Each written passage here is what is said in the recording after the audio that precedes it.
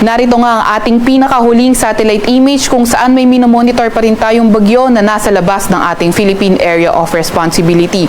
Ito ay si Super Typhoon Bavi. Kanina nga alas 3 ng madaling araw, huli itong namataan sa layong 2,010 kilometers silangan ng Central Luzon. Ito ay nagtataglay ng lakas na hangin na 195 kilometers per hour malapit sa sentro at bugso na aabot sa 240 kilometers per hour. Kumikilos sa direksyong Kanluran, Hilaga Kanluran sa bilis na 30 kilometers per hour. Ito ngang bagyong ito ay posible nang pumasok ng ating Philippine Area of Responsibility tonight o hindi kaya bukas ng early morning.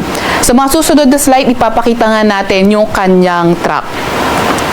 Samantalang easterlies naman o yung mainit na hangin galing karagatang Pasipiko ang nakakaapekto sa silangang bahagi ng Northern at Central Luzon.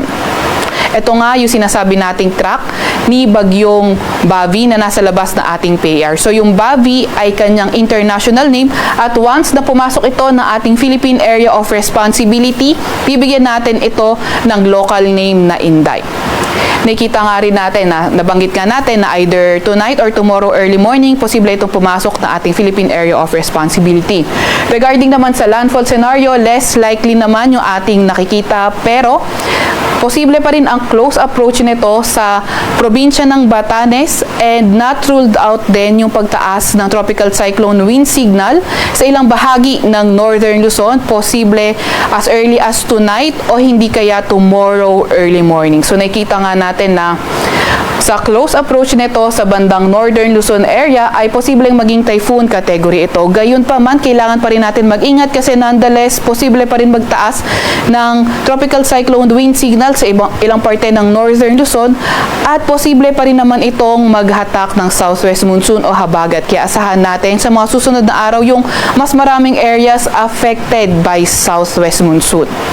Kaya patuloy pa nga rin tayo magantabay sa mga ilalabas na update ng Pag-asa. So itong track forecast na ito nilabas kaninang 11 PM at mamaya 11 AM maglalabas tayo ng panibagong forecast track or hindi kaya tropical cyclone advisory. So once na pumasok ito na ating PAR, maglalabas na tayo ng tropical cyclone bulletin.